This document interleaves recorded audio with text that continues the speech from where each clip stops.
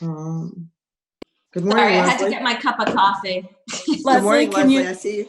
See you now. Leslie, could you, Leslie Tarkington, could you take a look at the attendees and make sure that there's no one there that we should move on to panelists?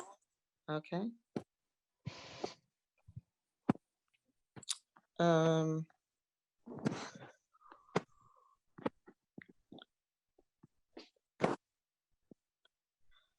Well, the one attendee that will become a panelist, but not now, will be Sean O'Keefe, and he'll become Okay, a great. you know, later. And Leslie, when you have comment from the committee, do you take comment from other BET members in the attendee list? Will they be able to comment as well? Or is Yeah, it just the committee? No, I mean, you know, Mike frequently comments, Michael Okay. Mason, and sometimes the others. You know, I've been fairly open about it. So Great. So just ask them to raise their hands, you know, once you get from the committee. If you do want, just make sure to ask them to raise their hands in the attendee list, because they won't be panelists. right. Okay. Well, I don't think I'll ask, but if they, you know, if they raise their hand, then I certainly will recognize them without question. Sounds good. And I'll, Craig and I both have your cell phones. We'll text you if we see anything, but I'm going to shut off my mic now. It's not perfect, my cell phone, because I'm not in my, as Okay. people know, I don't, my cell phone doesn't work perfectly because of where I live. Okay, well, we may interrupt you then. If we can't text you, we may interrupt you if we see if there's an issue during the meeting, but we'll try to be quiet. Okay, so, I mean, you know, I'm going to start the meeting very shortly, and shortly thereafter, we'll ask people to join in the conference call bridge, and everyone should have both the telephone number. It was sent in an email. So let's start the meeting. Okay, so I'm going to hit record. So, good morning.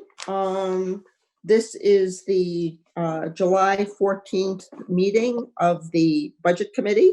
And I welcome, I'm Leslie Tarkington, and I welcome our Budget Committee members, Leslie Moriarty, Deborah Hess, and Jeff Raymer, and obviously Pete Minorski and Roland Geiger.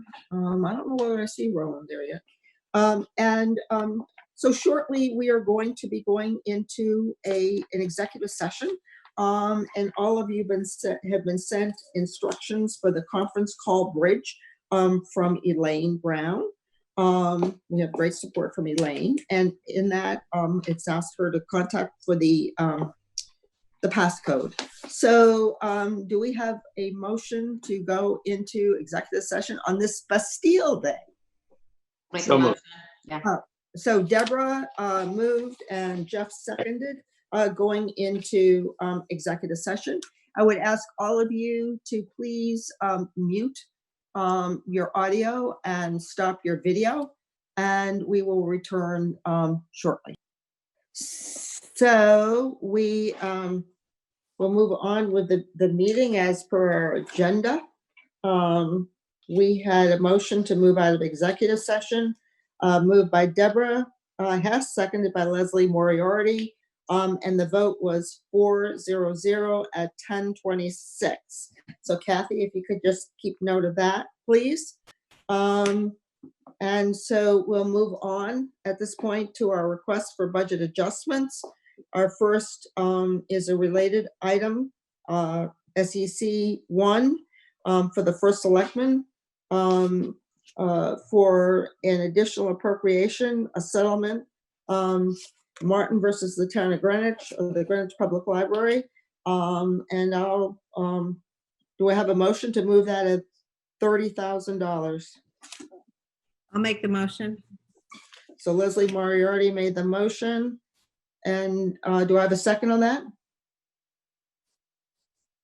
Do I have a second? Second, sorry. Deborah Hess has seconded this. Is there any discussion, or shall we take a vote?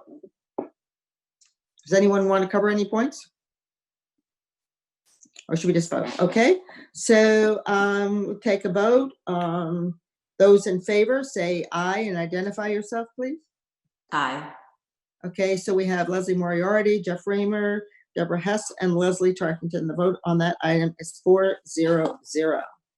So now we have ED1, the Board of Education. We have a application for $3,459,000. And so for this, we need to bring up Sean O'Keefe. Sean, do you have anyone with you? John, are you there? Hello. John, Yes. good morning. It's Leslie Tarkington. Hey, Leslie, how are you? I'm great, thank you. Thank you for joining us on this Sure. hot summery Bastille Day. And is there anyone else from the Board of Education or, that you would like to bring up? No, I think I'm on my own this morning. Okay. We great. have quite a number of back to school calls, so we're kind of tag teaming it.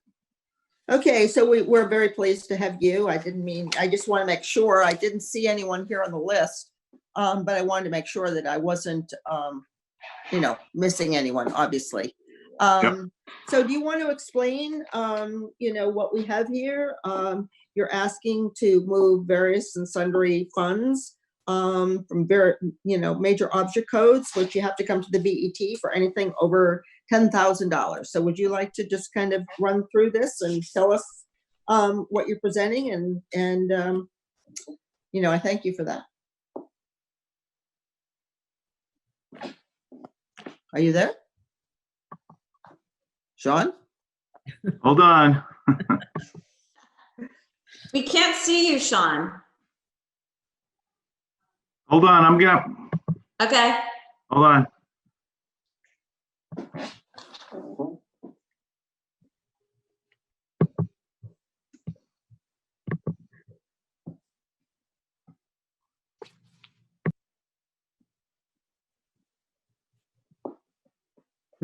He just drops.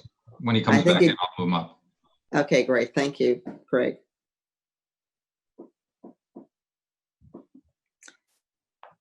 So while we're waiting, why don't I just have a little advertisement to thank Craig Jones and Jenny Larkin for all the support they're offering us as we continue to Zoom our meetings.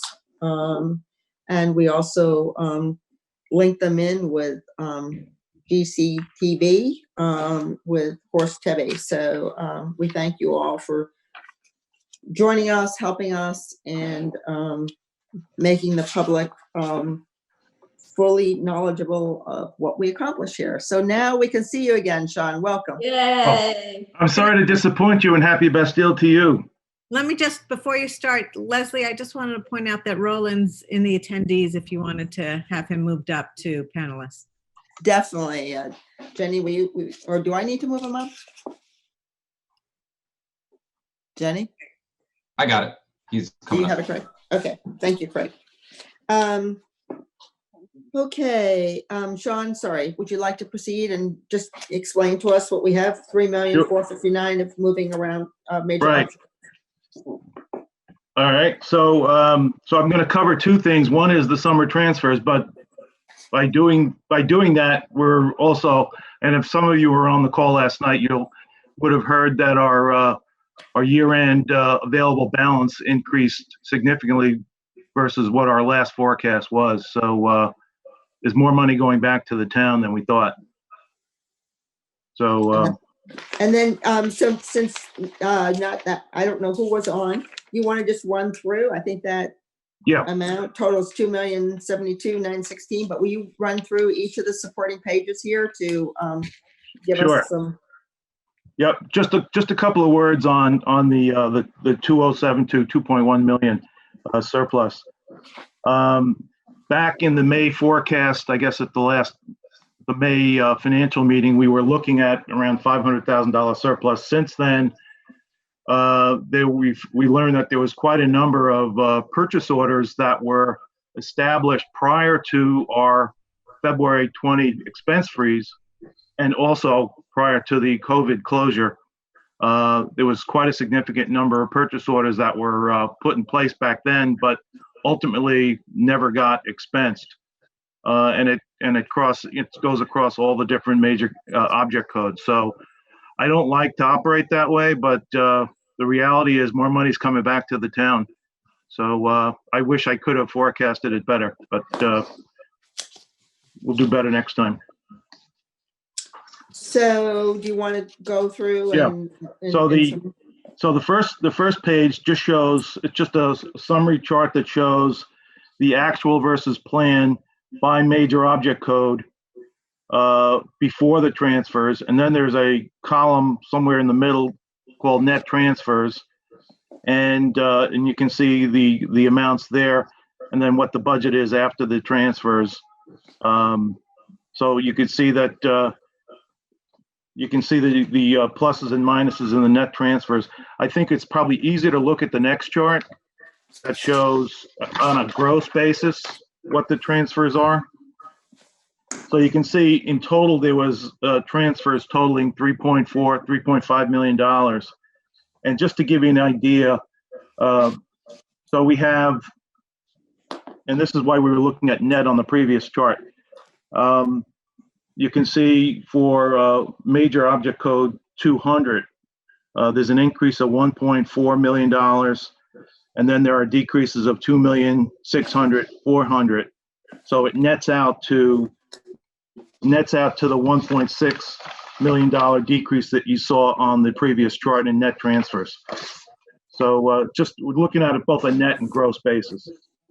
So the reality is we had transfers totaling 3.59 million, and essentially that is made up of the sped over plan situation that we've been calling out all year, as well as the $1.8 million of pre-spend. So it roughly brings you into that 3.4 number. And then the third chart is just the column says remaining balance, but in actuality, it's basically the source of the transfers of the 3.59 that was transferred. So you can see we transferred quite a bit of transportation money up on top. But these are all the different accounts where we transferred money from. Okay, May I ask a question? certainly. So, thank you, Sean. I guess it's nice to discover more money, but I get from a budgeting standpoint, you'd rather not have it be a surprise sort of towards the end. You know, when I look at this stuff, I get the decrease, but when I think about the increase, the sped makes sense. We've been talking about that, you know, so that's a known number. I guess the one that I'm a little unclear about is the instruction. What is that? The 1363, what is that going to? And, you know, maybe you could talk about, yeah, that one in particular. What's the number? Well, it's Is it on the 8, second 20 or third instruction. page? It's on the fourth page. Fourth page. I didn't know we had a fourth page. Oh, It's It's the budget appropriations Oh, transfer. I got you. I got you on the second page. The 1363. yes. Let's see. The 1363.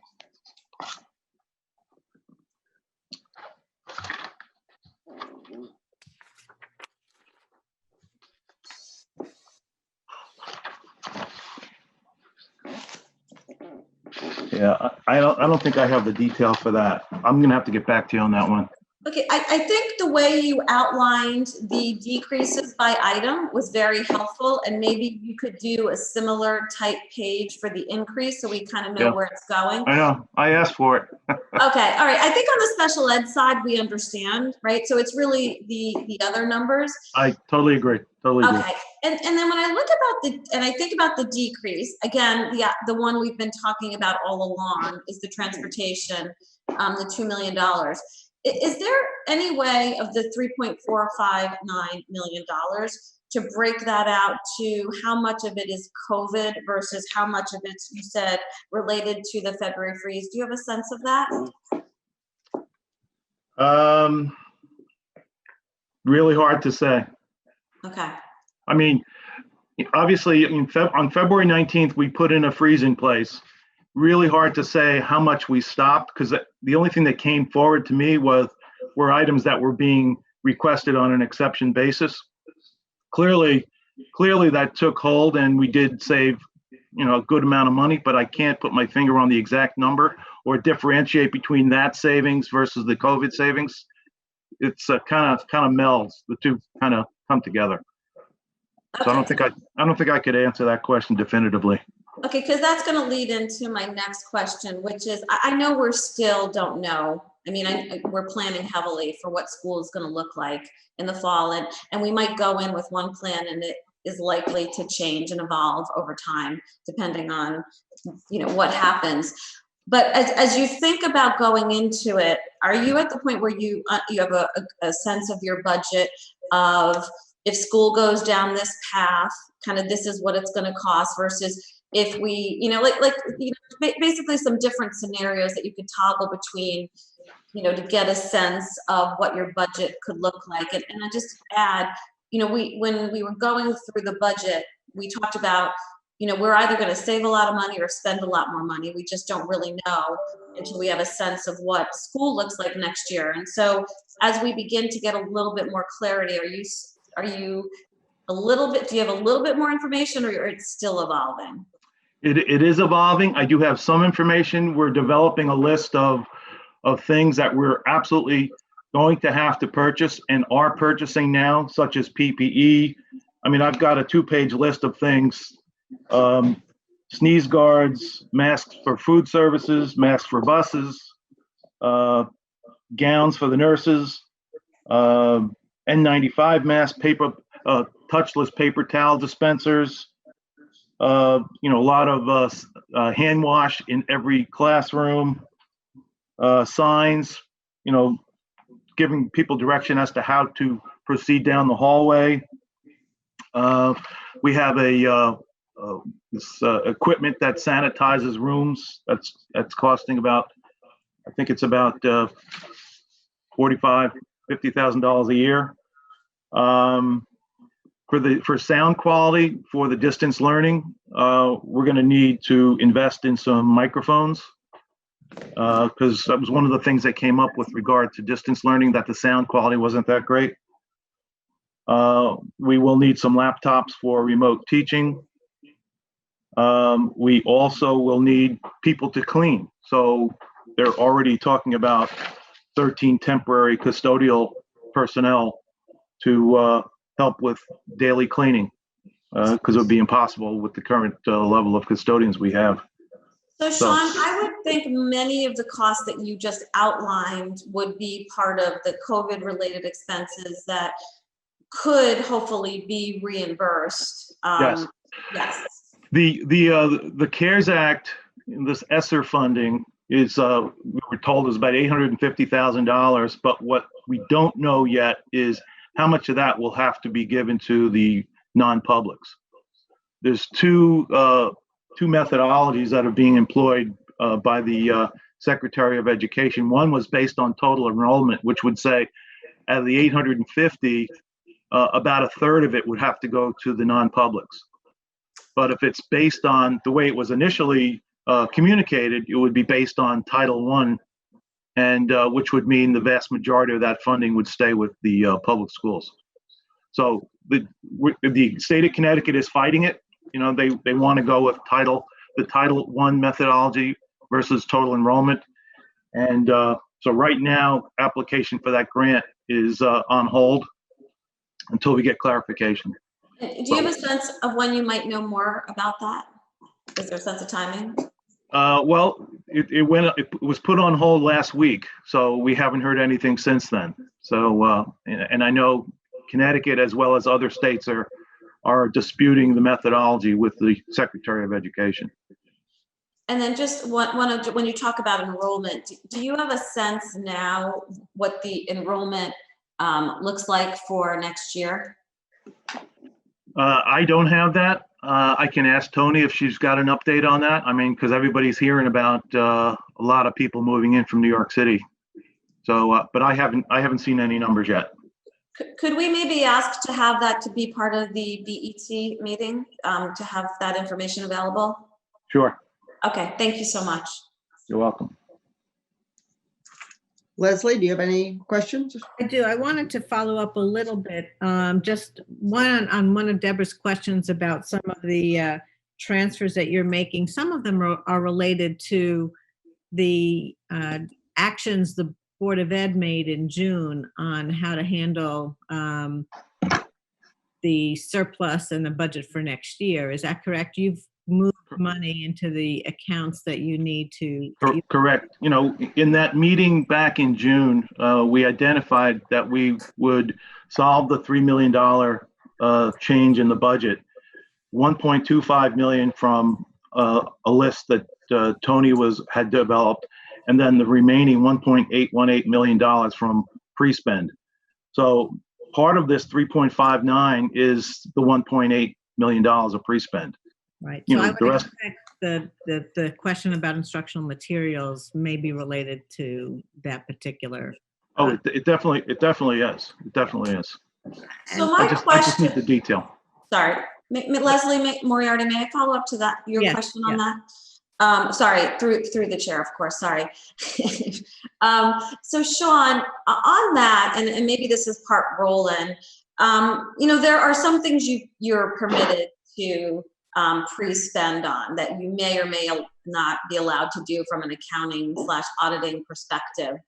Roland, do you have a sense as to whether the auditors would kick out any of this 1.8 as not being permitted under the accounting rules? Well, these are supplies. If they're purchased in place, they're fine.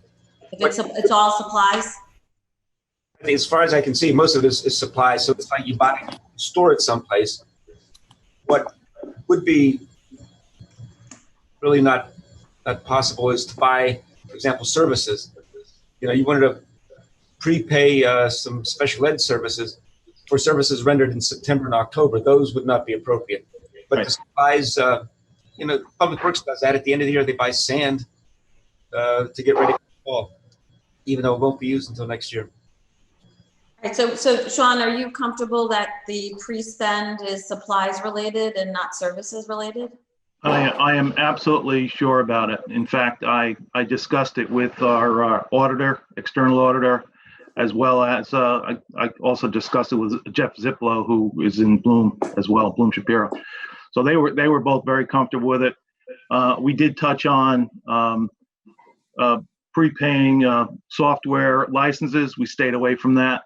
You know, one of the auditors said that, you know, as long as we disclosed what it would be, they'd be okay with it. But I didn't feel comfortable with it, so we didn't do any of that. I mean, because a software license has a term associated with it. Yeah.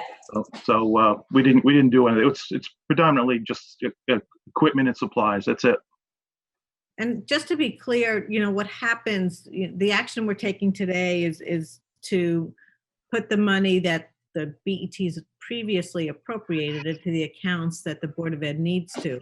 If any of the decisions they're making about creating the encumbrance and then spending the money later, that becomes, runs afoul of what an auditor might look at, all that happens is that they would reclassify it from fiscal 20 to fiscal 21, and the Board of Ed would have to then adjust its fiscal 21 spending to stay within its budget. So there isn't an action here that can't, you know, that if it's changed, it's not that it hampers the Board of Ed from moving forward with the plans that it needs to do.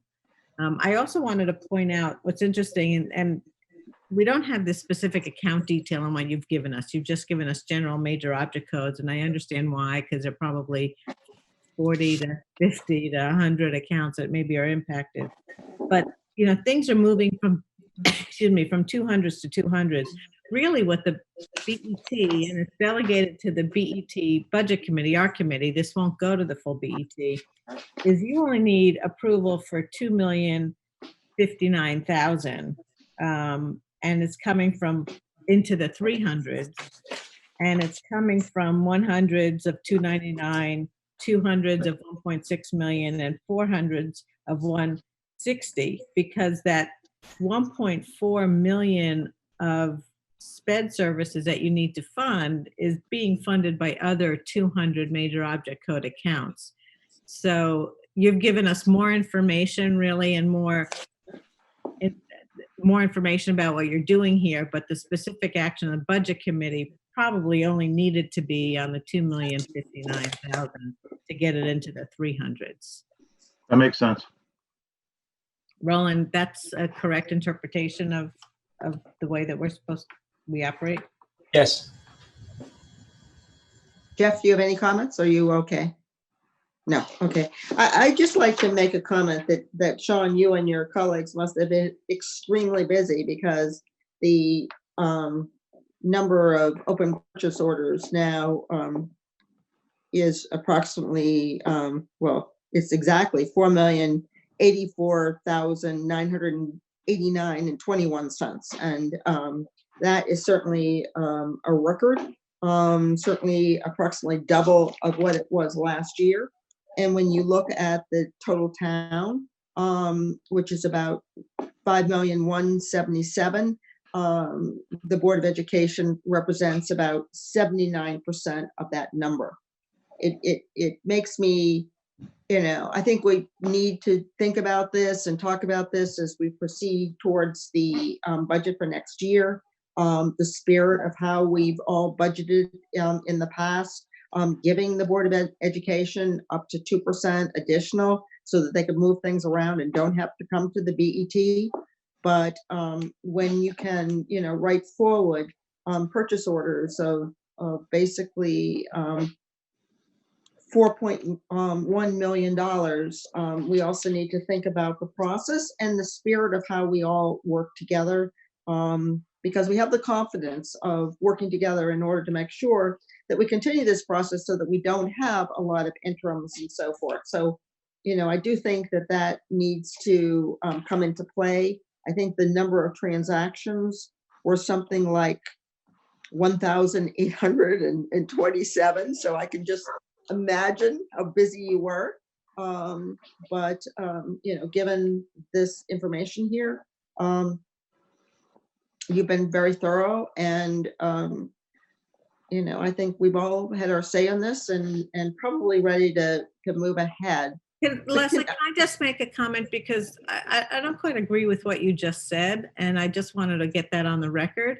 You talked about potentially, I think that over the years, the Board of Ed had tried to build a relationship, and I think it had done that with the town, that we believe when they budget for something, that's how they intend to spend it, and they do. This particular year, everything was turned upside down. The amount of money that they've returned, it's 1.4% of their budget. Sean didn't know he'd have that to return, but he does. I thought we had talked about most departments returning between 1 to 2%, or at least the Board of Ed between 1 to 2%. They did this year. They didn't in the past 2 years. But the availability of funds to help solve lots of issues came because of COVID. It was just such an unusual situation. So when we talk about looking forward, I think for guidelines, we do have to talk about, are we doing budgeting for business as it typically was, or business in a COVID environment? Because fiscal 21 is going to be impacted by COVID across the town. And yet we sort of, we approved budgets, and I believe the budget that was approved, even with the changes made, the reductions made from the requested numbers, is really supposed to be a business as usual, or as it used to be going forward. So there are things to talk about, but I don't see the actions taken by the Board of Ed this year being indicative of what has happened in the past and what we need to change or correct. So I thank you for those, Jeff, we'll get to you. I thank you for those comments, Leslie, but I did make the point of saying that basically the Board of Education was 80% of the purchase orders, which is way out of balance. I really think that there are many town departments that were under stress, had to change their operations also because of COVID. And I think all the department heads, not only Dr. Jones, but everyone for their amazing service and the dedication of their employees and what they've accomplished throughout this period. We've really been, to the extent possible, business as normal for the town of Greenwich, and I just find that absolutely amazing. So I just want to come back and say, that I commend, obviously, the Board of Education, but we have other departments too that have been under duress and have performed in an amazing manner.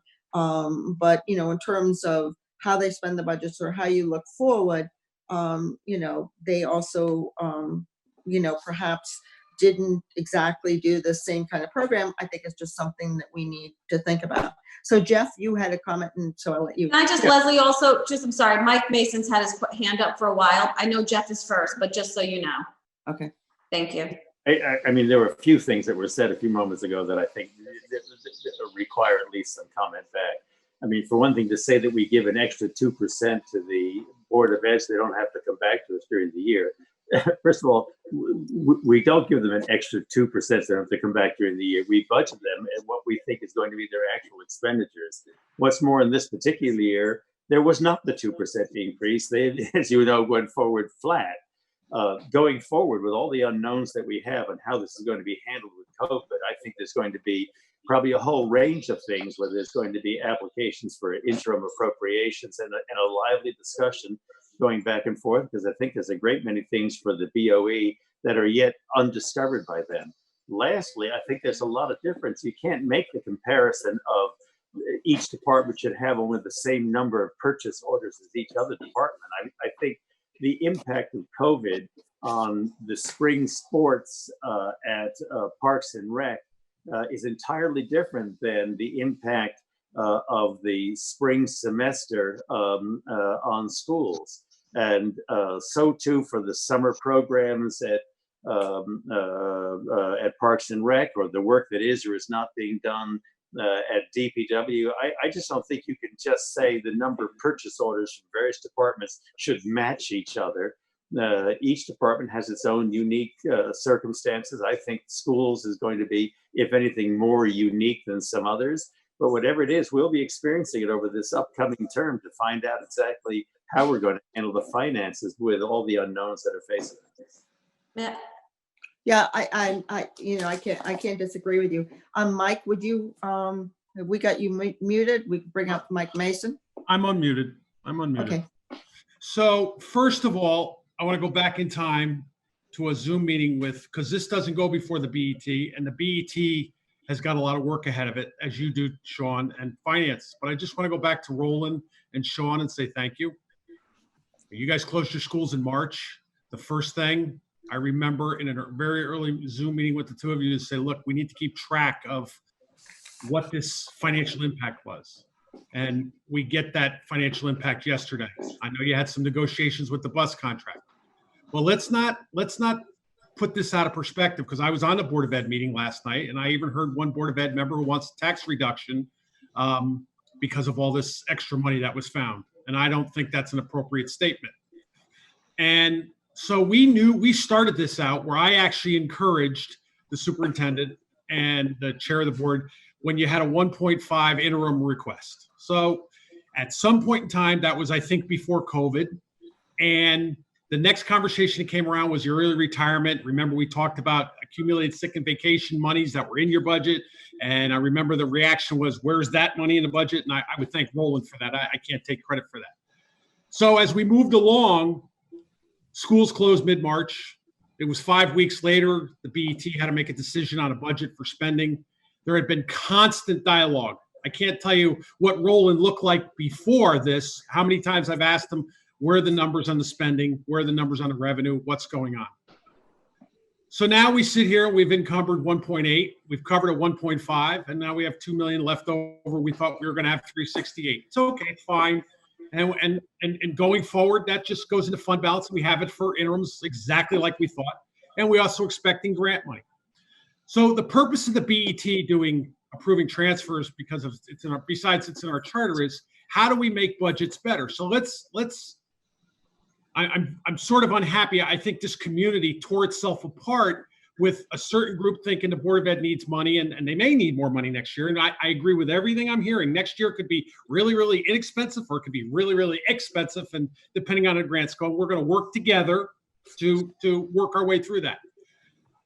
The point I'm trying to make is we need information. It needs to be live. Let me give you an example. Transfers. Okay, we're going to approve this transfer. Good job. I can't thank you all enough. But summer school, we got a $1.7 million fiscal 21 appropriation for summer school. Summer school is based on a normal summer school of transportation and 1,000 kids. They have 330 kids now doing summer school through distance learning. So right now, my calculator is saying we need to be on top of that right away. How much of the 1.7 are we not going to spend? So we put that off to the side in the plus column. This is the way we need to react, because otherwise people, they think that we're trying to choke the board. We're not. Jeff brought up Parks and Rec. Well, Parks and Rec, fortunately, as of the July 8th, has got all their programs running again, not at the same capacity. So hopefully some of the revenue that we didn't get in the spring, we might get in. I'm not sure. Fortunately, we didn't cut Parks and Rec budget, so they have money for the counselors and stuff. There are similarities. It's revenues and expenses. Whatever you're going to do at school, I mean, we're going to be there. We're going to work together. But the point I'm trying to make is the town got himself really kind of torn up here over all of this. And I don't think that was needed. I think it was unjust. And here we are now. The Board of Ed hasn't returned this kind of money in a decade. A decade.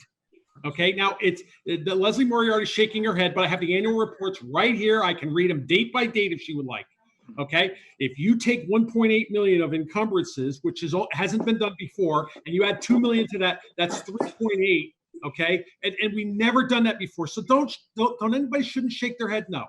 If you want to disagree, that's fine. But we are in a position where we have to go forward. So I am just encouraging you, even when you get to your next Board of Ed meeting Thursday night, say, look, summer school, we budgeted this. We think we're going to spend 100,000 less, 200, whatever the number is. I don't know what the number is.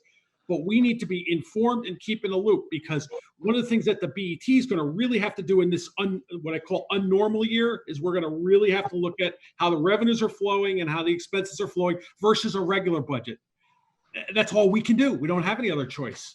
So I just want to say again, I thank you and Roland for, really going into all the EOCs and really cleaning things up and going forward. And I think there was some board members last night that were a little bit surprised with that number. And I feel for them too. I wouldn't want to be, sitting there on the Board of Ed and find out, that we did have this kind of COVID savings that we didn't expect. And it's not all COVID, but I'll go with the 90% COVID savings on most of this. But I just want to say thank you, because this doesn't get to the BET, and look forward to going forward. So Deborah has her hand up. Yeah, I'm sorry. I want to come back to the part about the PO freezes and not really knowing and being able to really kind of pull that data together for a few months. I guess, Sean, the question, is there a process or something of the process that needs to be fixed or improved that would enable you to be able to be more timely? And it's not the criticism, because I understand, but that would be more timely for you to be able to compile this data sooner. And then I guess, Roland, as part of that, we're trying to put this, I know it's kind of on hold right now, but this whole purchasing system in place, and might that be something that could be helpful so that we wouldn't have the lag going forward? Sorry, it was kind of two questions in one. Yeah, let me take it. It absolutely needs to be a fix. Normally, in mid-May, we look at all of our open purchase orders and close them out. We go to everyone who's got an established purchase order. And again, these are all purchase orders that were established prior to the freeze in February and prior to the COVID closure. So when we forecasted $500,000 surplus in the May financials, we were assuming that these were going to get spent. And unfortunately, the same people who typically look at these and review them and close them out in the mid-May to late May timeframe were the same people who were working on coordinating the pull-aheads. And unfortunately, these purchase orders didn't get closed out until the end of June, so about a month later. So that's the fix we need to put in place. We need to make sure that we look at these and close them out in May. We would have had better headlights if we did that. Unfortunately, we didn't. So we gotta fix that. And then roll the second part of that. I mean, is this the invoicing system that we're trying to put in place? Would that be helpful for something like this? I don't think it would be, because basically this is an analysis of the encumbrances that you have, which the invoicing system isn't going to change that. Yeah. If you look at the encumbrance and say, is it complete? Can I close it out? Right. And I will say that the Board of Ed and the whole town closed everything out. We had only one encumbrance left from the beginning of the year that's still in effect for $30,000, but everything else was closed out. We had zero, which is pretty good. Leslie, I think you had your hand up. Yes, I wanted to make a couple comments. First, we're all glad that the work that you're doing, Sean. I mean, I think there's a lot of confidence in the detail and the fact that you're so open and honest in answering the questions. You're willing to fall on the sword, even though I don't believe that this is something you Did worry when about. when I found out about this $2 million, I was very upset. Yeah, I mean, we all remember you haven't been in the job long enough. This is your first year on close. This is very unusual circumstances. Clearly, it would have made your job easier as you went through that budget deliberation issue and figuring out how to handle it had you known about this before. So I think that you were the one more who suffered from that lack of information at that point in time. Yeah. But I want to return to what Mike was saying, and maybe there's a way to do the analysis, Mike. I think what you're doing is you're adding the amount of, I think if I heard you correctly, you added the return funds plus the amount of the encumbrances and looking at the excess funds the Board of Ed had. And you said that for the past 10 years, the Board of Ed hasn't returned that much. I think we have gotten information about the level of encumbrances by our town departments that they put in at the end of the year. They have to be closed out within 90 days, or then the year-end balances are adjusted. That's all part of the audit process. So I think that's information we can look at, but I still question the statement that you made there. But I think one thing I just want to, we as a board have to be really clear, and when we're thinking about planning for budgets going forward, the budgets that we have in place, whether we think about those as business as usual budgets or are they COVID adjusted budgets, because we're going to get into difficulties as we go through our planning to determine what level of funding our departments need and what the basis of those judgments are. If we commingle the two. And I think we do, Mike, I agree with you. We need to keep track, and that each department has to keep track of where they're spending, where they're not spending money, and why as they go through, and we can all create better budgets because of that. But I'm a little concerned as we go forward into starting to think about budget guidelines for fiscal 22 already, on what we're assuming about what that base budget is. And I just want to keep that thought, at the forefront of our minds as we go through that process. Thanks. So I see, well, Jeff, I'm going to see you next. Jeff, you're muted. Yeah, I know. I have this construction noise in the background, so people expect to hear each other. I have to keep myself muted. I certainly was chastened, particularly by Deborah and Karen, so I'll try and be good. I think there's actually three pieces to it that are going to be a headache for us when we're doing the budgeting a year from now. I mean, we number one, we made some interim non-maintainable cuts, like not buying any library books, this type of thing. If you try and budget for that going forward, you have to adjust the basis on which you did it. Mm-hmm. Secondly, there are a number of costs that are not being incurred. Transportation is an example of that. That will distort the figures that we're looking at a year from now. And lastly, by some of these prepayments, to use Sean's expression, I guess that's the right expression, if we have some supplies and the like that are going to be consumed in fiscal year 21, which we incurred by some prepayments in fiscal year 20, that too is going to distort. So we're going to end up looking at an artificially low base when we're looking at what our actuals were for the then current year. And I think it's going to make it harder for us to understand the percentages of increase that we're going to have to be able to indulge as we budget for fiscal year 22. And I think that's going to make our job somewhat more difficult. It's going to make Sean's job somewhat more difficult too. And every department. Deborah, you had another comment, and then I'm going to have one question to ask Sean that has nothing to do with this, and then we'll move to a vote. Yeah, I think, you know, to Leslie Moriarty's point, I mean, I think next year, though, I don't think it's going to be a business as usual budget. I think that we're going to have the uncertainty still related to COVID, and it might be even longer than just next year's budget. So I do agree we need to think about sort of, you know, what's different about the budget versus COVID, but I still believe there's a lot of uncertainty out there, not just for the Board of Ed, but just for the whole town. And then the other thing Sean, as we think about, you know, the budget next year, and this is jumping ahead a little bit, but there's been some, you know, as you were looking for this year's budget and evaluating programs and stuff, I thought there were some changes that you were thinking about making at the Board of Ed, and it would be helpful to know and having a sense of those. And again, maybe not for this conversation, but about, you know, just a couple things that I've heard about, you know, the whole preschool and having siblings go, the purchase of curriculum as opposed to creating it itself. And so as you think about your budget, you know, again, I don't know that I expect you to answer it now, but as we think about budget guidelines and going forward, how might we think about some of that program analysis that you have done in these past few months?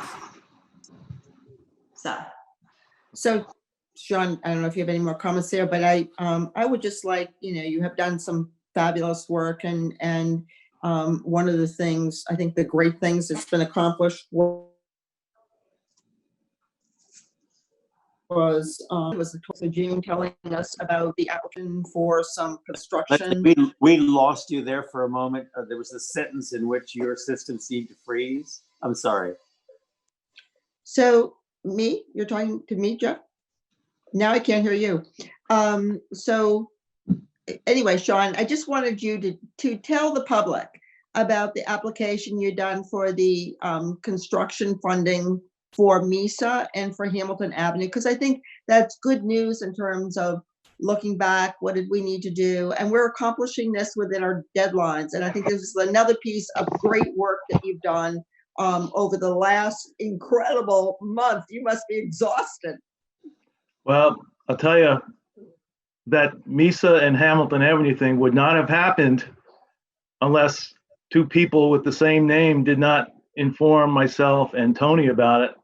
I mean, we're both relatively new, and when we had that budget prep meeting, I guess it was back in, I don't know, January, and I don't know which Leslie it was, but just that you know, that there was a date looming, June 30th, where we needed to submit, you know, right. And I'll tell you, I walked out of that meeting. Oh my God! So we've been working on it ever since, and I remember a number that came out that I think MESA, that the expectation was going to be final payment of about $2 million. The number that's potentially out there is about almost 4.5, somewhere around there. So it's a significant payment. Obviously, things can change when it gets audited, but we did get the work done, and we got it submitted a few days ahead of schedule, and if all goes well, in 18 months, the town of Greenwich will be receiving some significant dollars. Right, and in addition, I think the Hamilton Avenue numbers were almost $2 million. So I just think 1.8, I think, yeah. So I think that the good news, you know, all this work, I just wanted to disclose this. It had nothing to do with this transaction, and I didn't mean to catch you off guard, but it's recent work and it's excellent work. So do I have a motion to approve this application for the Board of Education for $3,459,000? Can I ask a question? Should we modify the amount to be what they really need for the BET rules to be a transfer of $2,059,000, or would you? No, I think, Leslie, if you wanted that information, you should have sent that in advance, and we would have wanted Roland to go through this and advise all of us. I don't think that was done. I think for the purposes of the application and what was submitted, I'd like to stay with the 3,459,000, Yeah. which was the number approved by the Board of Education last night. I'll make a motion. So Deborah makes a motion. Is there a second? Seconded. By Jeff. Those in favor? Aye. Aye. Leslie? Yes, aye. So that's 400 for this, and I thank you very much, Sean, for everything you're doing here, and we certainly are very pleased as a town to have your support. Thank you. I love working with you guys. Great. Well, it's mutual. Oh. Okay, so Thank you, Sean. Thank you very Okay. much. I really do. You guys are great people. Great people. All right. All right. Thank you. See ya. So, Pete Minarski, do we have you? Can you unmute yourself? And I you am wanna- unmuted. Leslie, I'm locked out. I need for you to, as the host, to, Really? I thought I initially made you a, there you go. Yep. All set. Good morning. Good morning. Finance number one, this is technically not a transfer. It does not involve cash. It's a closeout of bond authorizations. Let me real quickly give you a borrowing 101. There's two types of capital projects. There's the ones that are paid for with cash. They're in the Z fund. They're in the fixed charges. They could be anywhere from 7 to 10 million. We tax at 100% of those capital projects. So when that capital project is done, the BET closes them out. The cash gets transferred back to the capital non-recurring. Okay? We're not dealing with that type of capital project today. We're dealing with the ones that are bond authorized.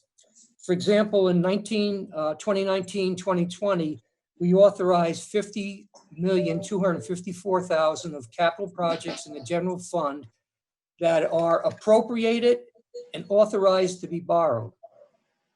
Now, it's important, we track these through all the years. They show up in the CAFR, they show up in the official statement. Robson and Cole, the auditors, and Bill Lindsay all watch over our shoulders to make sure they're reconciled. The bond authorization, let's say hypothetically it's for $10 million.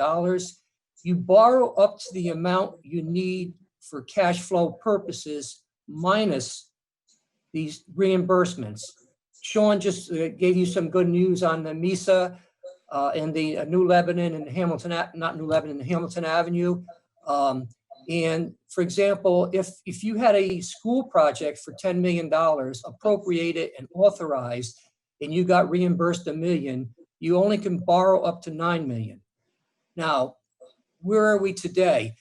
You have before you a series of capital projects going back a number of years where the project is done and we're simply taking them off our books. It's the authorization, it's not cash.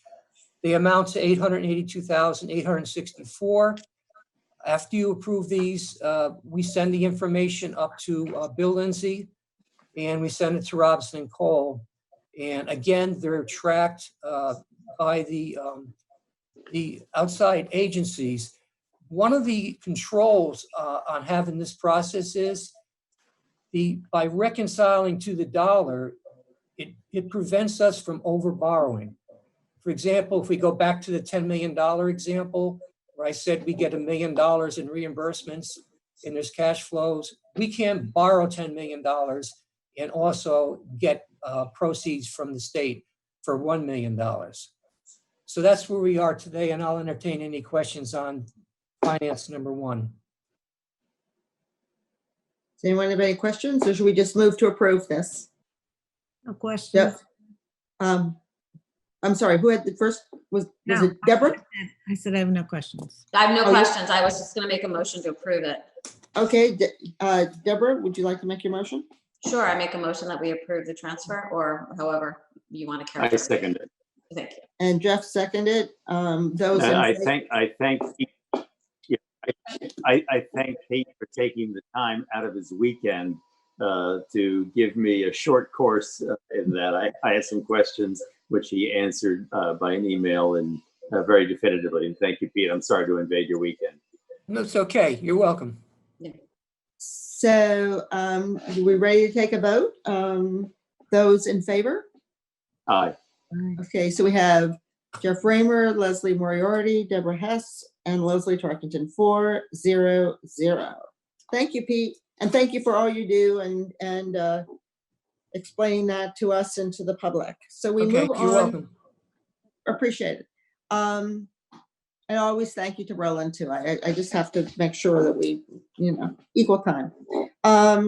Okay, so we move on to police, and I'm not sure who's representing the police department on this application. So who do we have here that's representing we have Jim Hebe. So Jim Hebe has his hand up, and we need to bring Jim Hebe over, the police chief Hebe. Is he been brought over?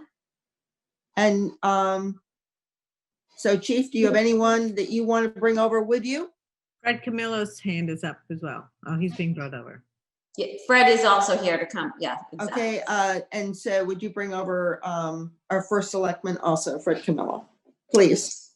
Lieutenant Pannone, who's the president of the Silver Shield Association, would like to join, but he's having connectivity issues, so he may try to join later. I don't see his name there, but that's Right, good. And so Craig and Jenny or Craig, if you see him join, then if you could bring him over also, that would be helpful. Thank you. So welcome, Chief, and welcome, Mr. First Selectman.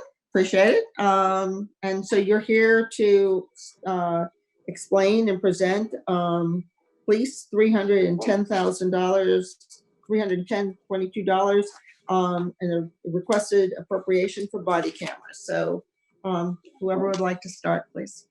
So if I could go over a few things to start, and then I'm sure that there'll be questions, but this amount request, this is something that in 2015, we actually started getting ready for, because the state came out with a policy, came out with some requirements for the technology.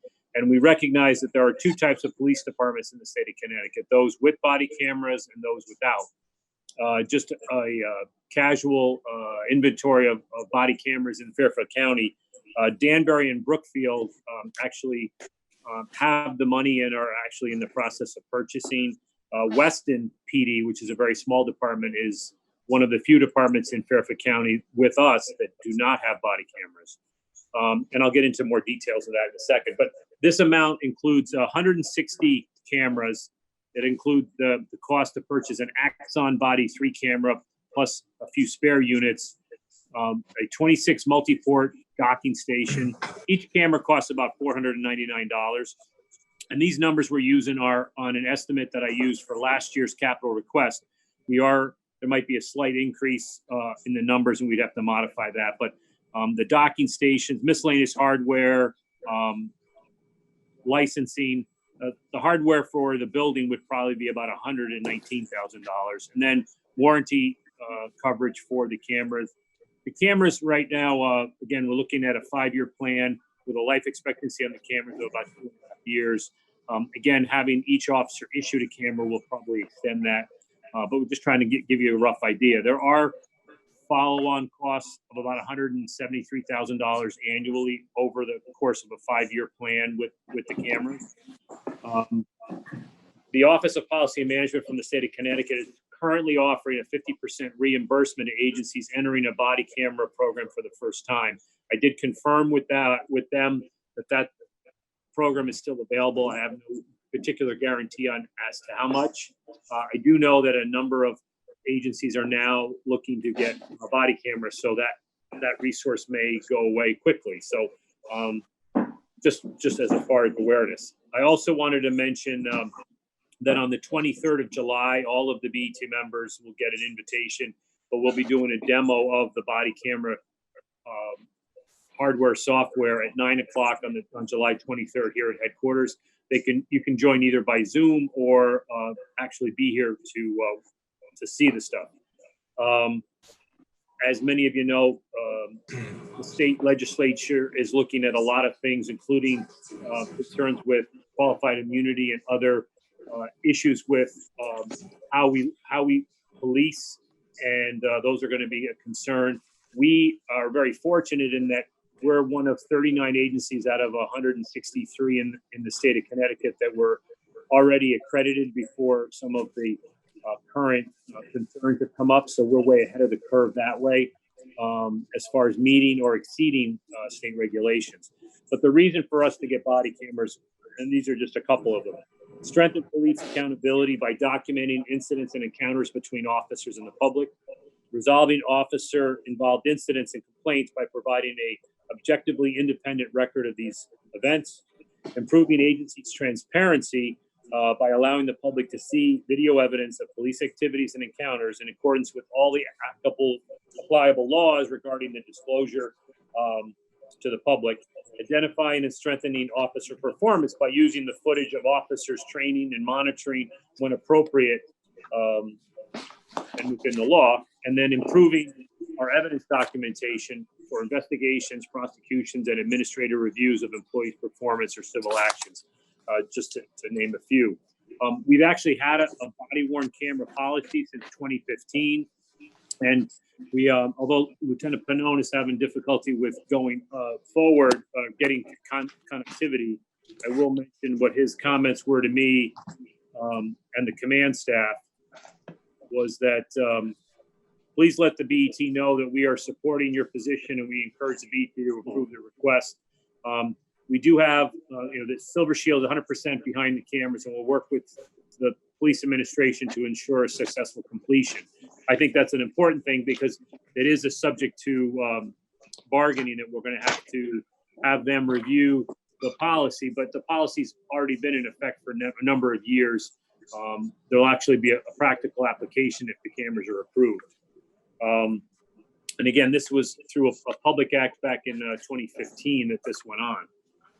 Attached in the supporting documents, you've already seen the breakdown of the costs. I have the application through the Office of Policy and Management for the reimbursement. Again, this is a reimbursement after a purchase is made. And we've been doing a lot of research with the company Axon, which is the company that we currently have as a vendor for our tasers. And that company has about 85% of the market share. They've been in although they've kind of transformed themselves, they've been in business for about 30 years. The new grant money that I just mentioned, that just opened up July 1st and will run through June 30th of 2021 with that 50% reimbursement of the first year. That includes 50% reimbursement for equipment and 50% reimbursement for a service contract, which is the data storage, which is one of the challenges, is that's an expensive part of maintaining the system once we have the cameras.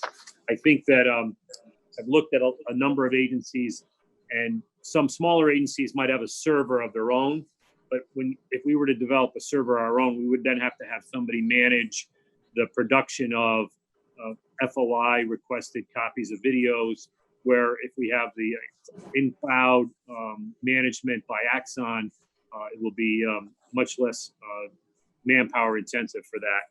We keep, as far as the policy, we keep the data for 30 days unless there's an arrest or a significant event. That way we reduce that storage issue. And again, that was just a quick overview of something that, again, it's been in front of me for many years. I know this is something new for many of you, so I'm sure there'll be some questions. So, I don't know if the police commissioner wants to say anything first. Fred, would you like to speak? Sure. Well, the chief, thank you very much, and good morning, and happy Bastille Day to everybody. I pretty much will echo what the chief said. As he likes to say, there are two types of departments in Connecticut: those that have the cameras and those that will have the cameras. We're all going to have them soon.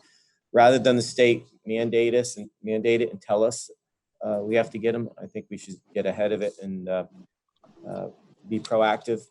This really would eliminate any doubt, any possible doubt going forward where there's an incident. Just a few weeks ago, we had an incident here in town where somebody claimed bias and took a video of it with their camera, and turned out it was helpful, and there was no wrongdoing. And that was just a tiny little incident. It was nothing big, but these really, it's about being proactive. We have a great police department, and I think this would just enhance it even more. And I fully support it. I know the chief has supported this for many years, and we're here to answer any questions. But the state legislature, as the chief said, may be weighing in on this very shortly. So I see Jeff's hand up first, and then Deborah. Leslie, did you have your hand up? You're muted, but anyway, we'll start with Jeff, and then we'll move along. Yeah. Well, first of all, thank you to the chief. I'm glad we're getting there. I've been a strong proponent of it. I've had the conversation with the chief in prior years. I will certainly enthusiastically vote in favor of this item. I have one or two questions, which are more my curiosity than whether or not I would vote in favor of it. Do you think we need 160? I mean, that's 10 or 15 people more than your entire force, and you probably have a lot of members functioning as a force in a setting in which they don't need a camera. But talking about the quantity with you. Sure. So we looked at that number, and with all my education by the BET over these 9 years as chief, looking to see if we can make some economy of savings. The concern I have is that they recommend having about 10% over the number you actually need to fully deploy the staff. And right now we're at an authorized strength of 153. And you are right that some officers don't have a lot of interaction with the community, but we're not sure what the regulation will be. Some municipalities, the chief actually wears one, and I don't know if that'll be the case for me unless I'm out on patrol. So we might be able to shave a few of those numbers off. I'm thinking a little differently. I mean, I don't know whether to liken the camera to like the badge and weapon that's assigned to a police officer that everyone has his own personal unit, or whether it's like the patrol car in which you got maybe 12 cars, I don't know how many it is, out on patrol at any given time. Sure. So you're thinking you would have a camera each assigned to the individual officer, and correct. That's officer number 24's camera. That's it. Right. Right. And one of the things about that, and I'll give you some insight, is we went from where everybody takes their portable and their taser, their long gun, go out to the police car. And when we got to the fact that everyone had their own radio, the amount of money we spent on repairs to radios went down because it's their radio. Although the company estimates that we'll have a 2.5-year life cycle on the cameras, I think we can extend that to about 4 if everyone has their own and are judicious about that's my camera and I want it to work. Because again, most of the time, most of the officers recognize that the camera is going to be able to articulate the facts and circumstances of the condition that occurred when they had to make a decision that they might not be able to verbalize. So I think it's probably not a bad way. But again, if there's a number that we could modify, and we may have to modify that if Axon's new proposal comes up with it costs more by the time we order them. How do you govern how does it work with the turning on and turning off? I saw that the unit has, well, it's young and healthy anyway, has a battery life of about 12 hours. Does the police officer turn the camera on as he goes on duty, and it's on the whole time he's on duty? Or is he turning it on and off episodically depending upon what the event is that he's attending? He activates it. However, it has a memory where if it gets activated, it'll record what was going on prior to his activation. We do not have currently not looking to get the technology where if he or she takes out their taser or deploys their weapon, where it would activate. That would be one of these integrations to the weapon and to their gun belts. That isn't something we're currently looking at, although that's probably the technology years down the road. So is there a danger, Chief, that if it's left to the police officer to turn it on and off episodically, that they begin to make a judgment for themselves as to what things they want recorded and what things they would prefer not be recorded? Well, the policy will be whenever they are respond, and when they're having any exchange with the public, they would activate it. So, And there would be exceptions to that, medical calls, interviewing of victims. There's certain things that would be an exception, but the policy is pretty well laid out, and then discipline for failing to activate it properly. Your voice, at least on my reception of it, phased out with one particular word. No. A little earlier on in your presentation, you commented how long these cameras are expected to last before they have to be replaced, and I missed that. Right. Pardon? So, with the plan that we have, the company anticipates a 2.5-year life, I guess we call life expectancy of about 2.5 years. We feel that if we issue it to all the officers and they have their own, that we can get 4 years out of each camera. Jeff, did you want to continue with Yes. another question? Phone rang in the background, so I muted myself.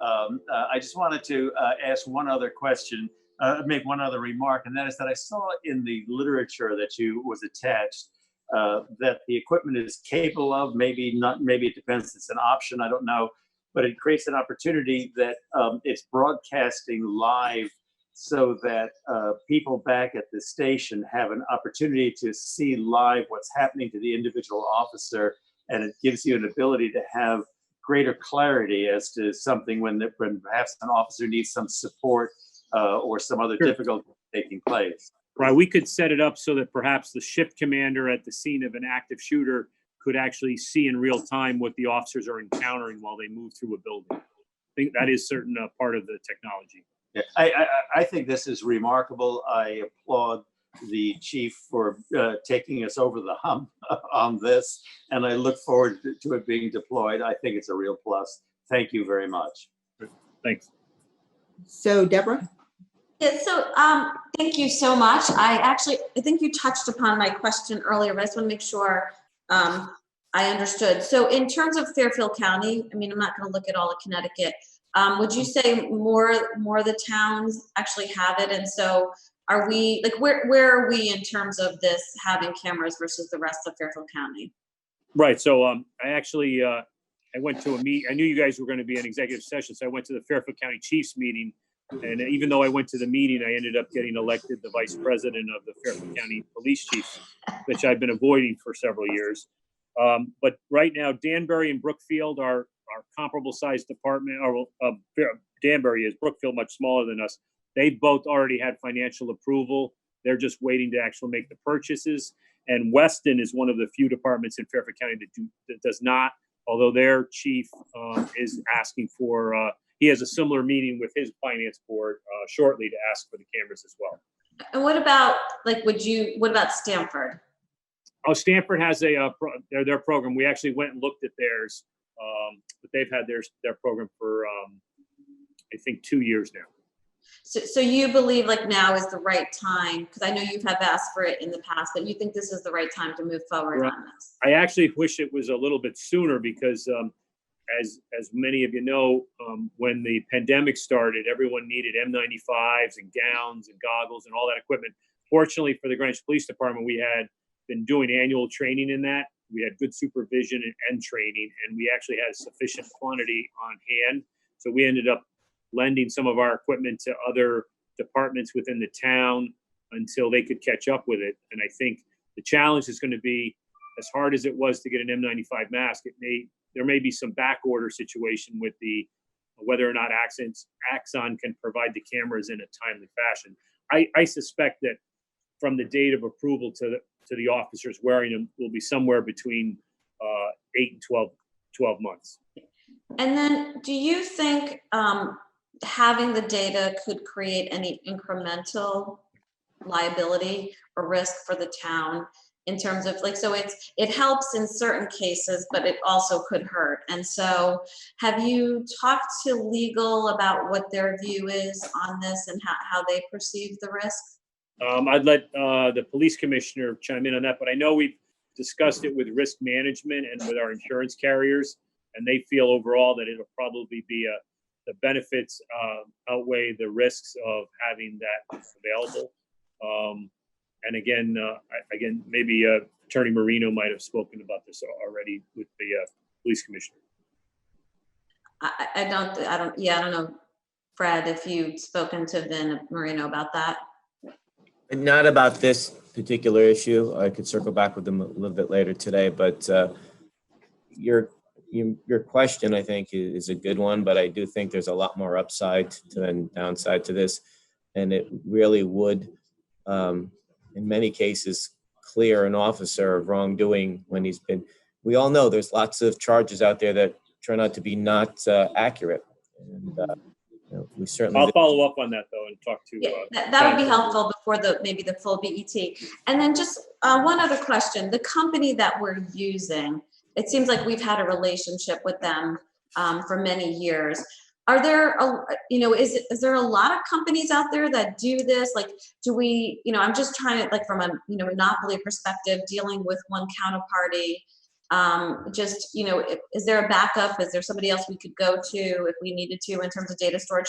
Just do we have kind of a plan B just in case? Right, Axon has about 85 to 90% of the market share. It's very similar to what Ford has on police cars, but Panasonic and there's one or two other companies that also have a similar device. Although most of the field testing has said that Axon's support of their product and the reliability of it is superior to these other competitive products. So we would have to look at the other ones, but most agencies in Fairfield County are using the Axon program. Not all of them are using the data storage, but most of those agencies are much smaller. Thank you.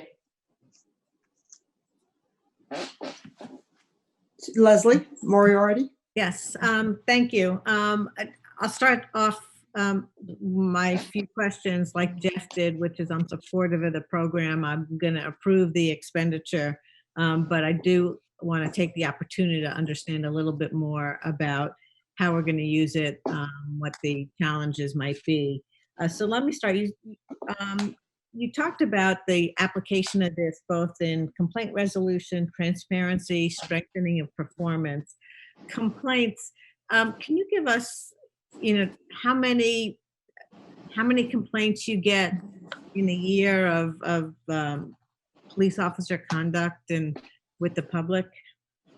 So the ones that get to the command level staff, maybe one or two a month.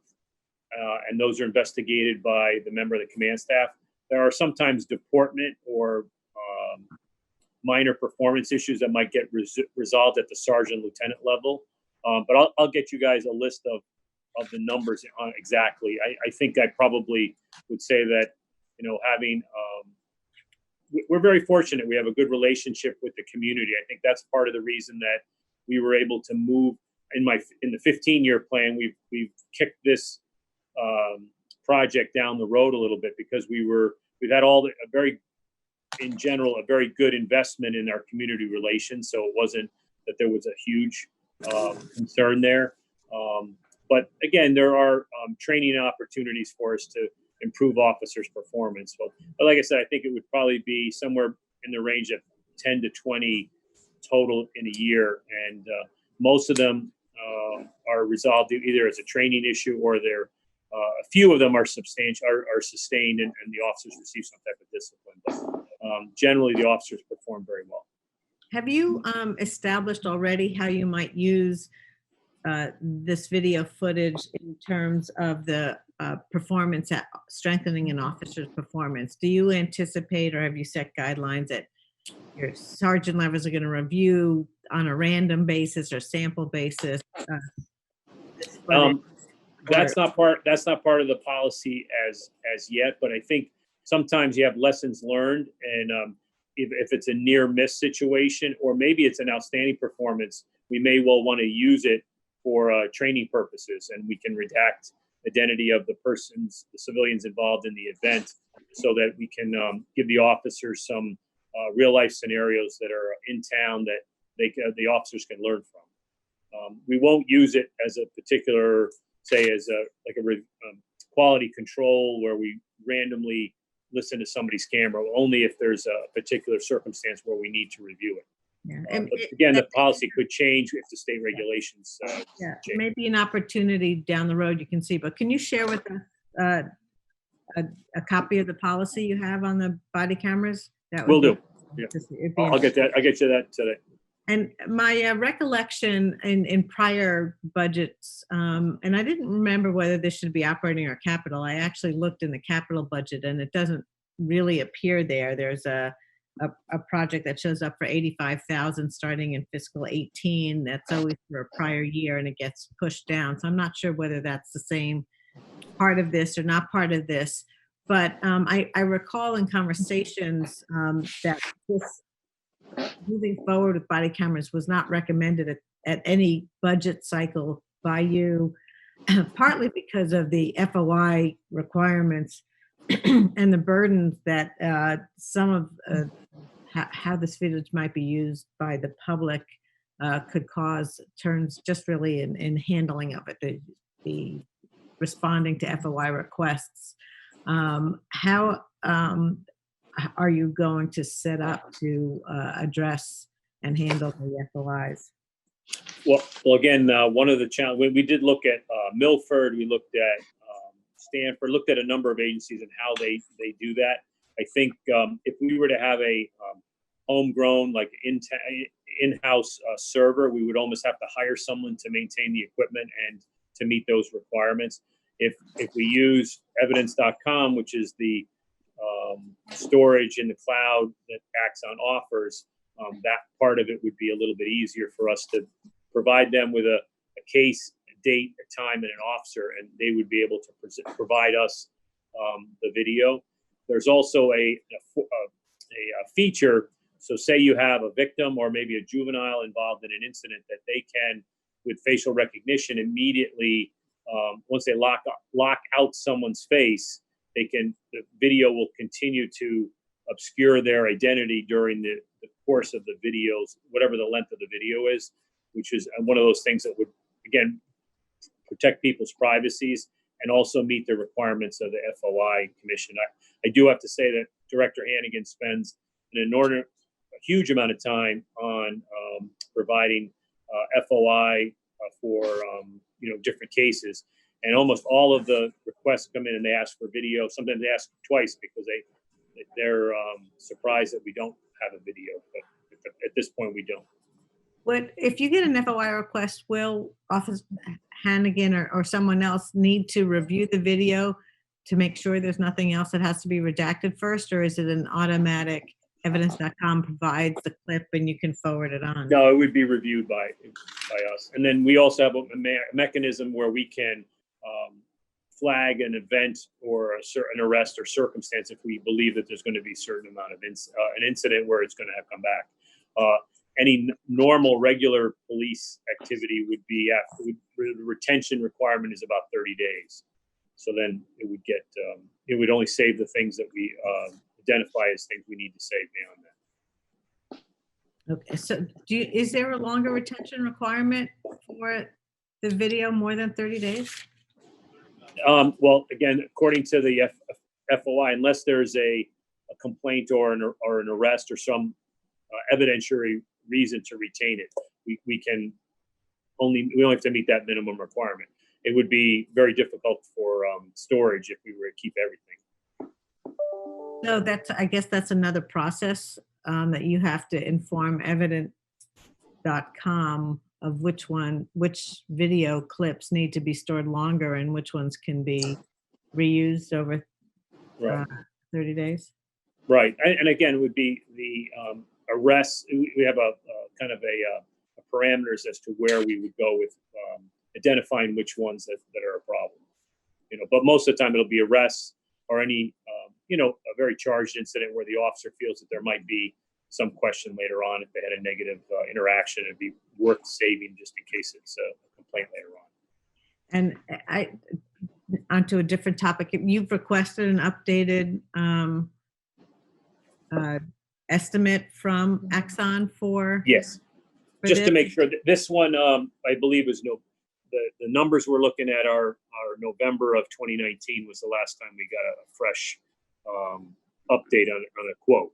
So it's it's a little out of date. So we'll hopefully have confirmation when they visit here next week.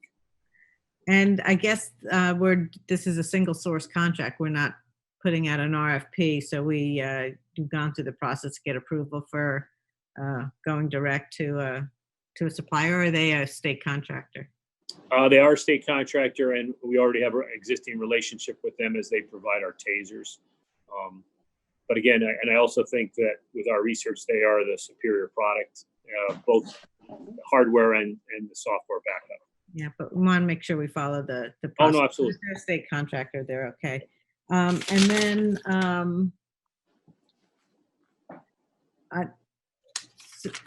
this would require RTM approval as well. They don't meet again to September. Are you planning to, if this gets approved by the BET, would you request the RTM meet earlier than September to move ahead more quickly? No, I think September will be, I don't want to delay it, but I think September will be the meeting that if it's approved by the BET, I would present that at the September RTM meeting. Thank you. Hey, Jeff, Leslie Tarkington, just Miriam Cruiser's hand has been up for a while. I've seen it. I always want to do the committee first. Thank you, Deborah. Jeff? Jeff? Thank you. There was one question that I meant to ask. Leslie already touched on it partly. But Chief, might it be worth your while to consider having a storage capability in the cloud for more than the 30 days, or at least to price what that is? Oh, sure. Okay. Yeah, I'll look into that. I'm just thinking of a lot of circumstances in which somebody may have their contact with counsel only late in that process, reach a point that they're thinking in terms of making some civil claim that might not come to light to us until after 30 days is run. I suppose this would be something where we could, if you wanted to, start with the 30 days and then amend the contract later on to add additional storage time. I can't imagine that would make any difference to Axon. They might be willing to add that, but it might be worth knowing what the cost of that would be. Sure. No, I'll look into that. Okay. So I'm, I'd like to come back to the retention policy, Chief. Can you just explain, you talked about 30 days. Is that in writing, the state legislative or FOI regulations? I see Fred's thing came on. But why 30 days? And is that, a documented policy? I am concerned about retention policy, and that we've explored that sufficiently, whether it's more or less, or whether it's going to require substantially more storage, and obviously the time to redact and so forth, and the now opportunity for many more FOI requests perhaps than we've had in the past. So can you talk whether there's a documented retention policy and how that would work? There is, and I don't have it. I'm just looking through the regulation now to see. Again, the 30 days I know is the minimum, but I'll check and get back to you as far as the retention. I'll give you an example. We found, and again, Director Hannigan is a subject matter expert when it comes to FOI. We keep the telephone and video of the stationary video of the building and the phones is 30 days, and we flag anything that's an arrest or a controversial incident for longer if we think it might be of evidentiary value. But I'll double check to make sure what the FOI Commission's requirements are. My understanding is 30 days, but I'll confirm that. And then I'll also look into seeing if we wanted to keep it longer, what that cost would be. So I see, Deborah. I would also, unless it's purely about retention. But it's about the retention. It's a follow-up to your question. I guess to your point, Chief, have you ever had a situation where you've actually didn't keep something for evidence that you thought was evidence reason, where you had gone back and said, oh, I wish we had kept that for longer? I guess that's sort of what we're trying to get our arms around. It does happen. It does happen sometimes. You'll get a report of a fire, and it was a 911 call, and the fire appeared to be a routine cause and origin, and then we find out later that maybe it was of suspicious, and we wish we had kept. That does happen. Okay. But again, there's the limitation will be on storage capability and the cost of that. But I'll check into that. Okay. Thank you. It just, like I said, it's some people might be able to keep it for 60 days, 90 days, and then maybe what else is there to, and again, as the technology develops, maybe it'll be easier or cheaper for us to keep it longer. So I would like to sort of follow up here too. Question, this is really technology. We've obviously become very sensitive in terms of what we do and how we do it. Have you run this program through, not to manage, but just in terms of the risk management aspect through Tom Klein and, in particular, our CISO, in terms of how we deal with the town, in terms of cybersecurity, and also perhaps our IT liaisons, Deborah and Laura Erickson, in terms of making sure we've got so much focus on that now. I'd hate to miss an opportunity in the front end of this to make sure that, that we're really putting all of our processes together and linking them together. So Sure. have you done that, or Well, is that something you're willing to do? Well, sure. I mean, it certainly, I think we exceed the requirements that the town does as far as cybersecurity. And as many of you know, that some of our computers don't touch the internet because of concerns. This particular model has full encryption that exceeds the requirements, of the state and federal government. So I think it'll be safe that way as well. And of course, we'll certainly have them on board to review it as we go. But I'm pretty comfortable with it's a very robust encryption, and I don't think it'll be an issue where it'll get hacked or something like that. So, again, I would like the additional assurance of that from either Tom Klein or, our cyber technology, IT, liaison. So that's something that I would really like additional information on. So I would appreciate your follow-up on that front also. The other is, now we're creating a standard outside of the town with a third party, really it's an agent for our material. And that too makes me less comfortable than retaining it ourselves and managing it ourselves, to both move through the process using, obviously, the wonderful Greg Hannigan, or whatever. But that also, I want to make sure that point has really been discussed with Ben Marini and, our general counsel, our town attorney, and that he understands that this is really different than the way we've handled other FOI, because I think that this is an opportunity. It's an opportunity, pluses and minuses to it. And I want to make sure that, I understand all the pluses and why we want to move ahead with it. I just want to make sure we dotted all of our I's and crossed all of our T's before we proceed. Sure.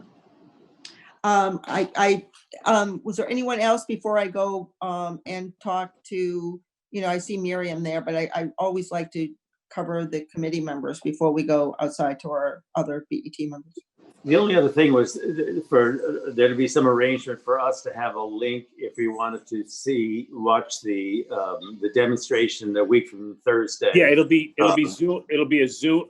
You can come and see it in person. I know Jeff's scared that I might show him how to use the taser and he'd be the victim, but either you can come in person, wear a mask, social distancing. We're going to use the large classroom, which is normally the EOC, but we'll also have it available by Zoom, so people can join remotely. Thank you. So before we proceed to Miriam, Fred, do you have any other comments that you'd like to make here, or should we just ask Miriam if her question? I am all good. Thank you, Leslie. I have to step off for another meeting, but thank you all for listening. Okay, great. So now I call on Miriam. Are you? Let me see. So we got Miriam Cruiser on there. Miriam, do you have a question? I do. Everyone can hear me at this point? Yes. Yes. Okay. Sorry. Everyone. Actually, most of them were with regards to the retention, and we seem to have covered that fairly well. I would just add to GP, as you're looking through various data points, perhaps best practices for the towns that had body cameras over several years, what sort of retention policy they have, and what their live experience has been as part of those additional data points. But that was it. Everything else has been asked. Thank you. Just so you guys know, for as far as retention and policy, it doesn't show up very well. Our policy, it mirrors the state regulation policy, or the model policy, because part of that was our accreditation issue. But I'm going to double check on the length of storage time and what options there are available to us. So I'll definitely follow up. Thank you. So Miriam, are you okay? Okay, so are we ready to vote on this item? I would move. I would move the approval of this item and its recommendation to the full BET. Okay. And I will, you can second it. I will approve it, but I want to be circled back to the point about the risk and that this being a net benefit. I'd like to just hear from, legal that they believe this to be a net benefit. But with that in mind, I also approve it. Okay, so you seconded it and you're voting to approve. Jeff? Yes, approved. And Leslie? Leslie, just before I place my vote, I just want to put on the record again that moving forward with this does have an ongoing financial commitment. As Chief Heavey said, it's probably a little under 200,000 now. If we change 30 days, it could be more, but that there's an ongoing cost for it. And I didn't ask the question again. We're doing this as an operating expense, not a capital. No, we're doing this as a capital. This is coming in as capital as it had previously. Okay, yeah, in the Z fund. All right, thank you. Yes, I approve. Okay, and so I'm going to abstain because I really want the information that I've asked about. I certainly do want to understand in terms of making sure it's passed by our cyber supporting colleagues here, and that we make sure that it's in compliance, and then also more detail on the retention policy. So I'm going to abstain. So as I understand, that's Leslie Tarkington. So the vote is 3-0-1. Yeah, and Leslie, I would just tell you Mike Mason's hand is up again if you want. If I could. I'm sorry, I didn't see his hand before, so I thought I'd ask for everyone. But Mike, sorry. My point is very simple. If you are going to run this on capital, I think that's a reasonable. Can you make? I'm asking Roland a question actually. Can we make it specific that it comes not from the fund balance, but it comes from the capital non-recurring fund? Okay. I'm sorry, not. Yeah, it comes from the capital fund specifically. Yes. Well, that's what it says on the sheet. It says on the sheet.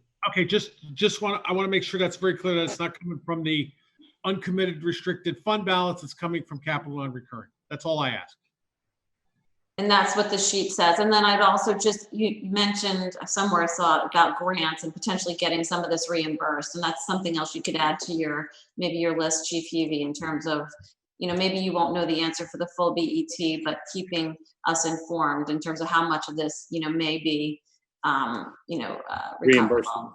Right. And I just wanted to, again, just for clarity here. So the things that I'm going to kind of get additional information back to you is, one is have the town attorney chime in on the legal benefits or concerns he might have, verifying the number of units.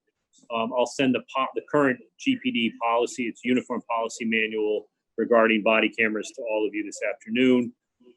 Clarify some of the FOI and retention time issues, cybersecurity review by the town IT department. And I think those are the areas in which you guys had questions, but I'll get back to you all before the presentation on the 23rd. I think the reimbursement. I'm sorry, the grant, whether any of it's recoverable, potentially recoverable, right. What might that be? Absolutely. And also not just for the upfront and And might they cover some of the ongoing costs? I'm not sure. Right now, as far as ongoing costs, they do not cover. They cover 50% of the initial purchase of hardware, software, and then going forward, they don't. It's only that initial purchase, and it's a reimbursement once we've made the financial commitment to the program. But again, we're working with the Office of Policy Management to make sure that our program will meet their criteria if there are monies available for reimbursement. Also, I'm going to add one more thing, which we had in, I did ask the question in writing. I got a response. That's how I got the name of the company, et cetera, et cetera. But I would like some information, financial information on this company. We're establishing a 5-year relationship at minimum.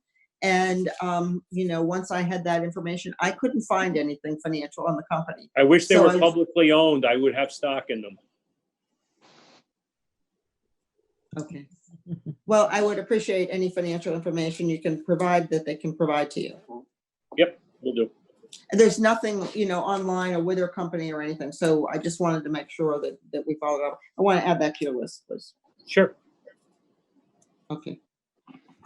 Okay, so moving on, and this is something who do we have here?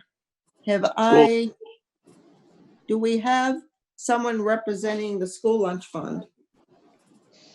Have we made a mistake and not asked Sean to continue to stay on or to move this forward on our agenda? Roland, can you contact Sean and see if he's available, and we'll proceed. Okay, I notified Sean and David Manarello, but I'll see if I can get a hold of him. Okay, so because of that, can we move on to and just hold that in Leslie, advance? may I just ask, do we need Sean? Can we, based on what was provided, could we move forward and approve the transfer? I mean, would anybody be willing to do that? Yes. I would be. Okay, so that's fine with me too. So Deborah, are you making a motion? Sure, I will make the motion. Seconded. And Jeff seconded it. And those in favor? Aye. Deborah Hess, Leslie Moriarty, and Jeff Raymer, and Leslie Tarkington. So that vote is 4-0-0. So we'll move on. Economic conditions, Roland. So you can tell Sean he doesn't need to come. We Okay. proceeded, but let's run through economic conditions before we get to, So Roland, you want to just kind of go through some highlights here and on where we are, where we've ended the year from where we are today? Well, Hello? the earnings came back quite strong in the month of June. You can see on the conveyance tax, it was a $740,000 a month. Building permits was almost 300, which is double what it was last month. And interest, of course, continues to drop down, but those three are all over budget when you combine them all. Right. So we finished this by $211,000 ahead of our budget. So that's great. I also will just comment that in the 4 years of actual data that you have provided to us, or that you constantly provide to us, that our conveyance taxes for June exceeded all 47 of the other months. So that was really a gangbuster month in terms of property transfers. And the third page in the economic conditions, where we compare the 2020 year-to-date to the budget, the budget is underspent by $11.7 million.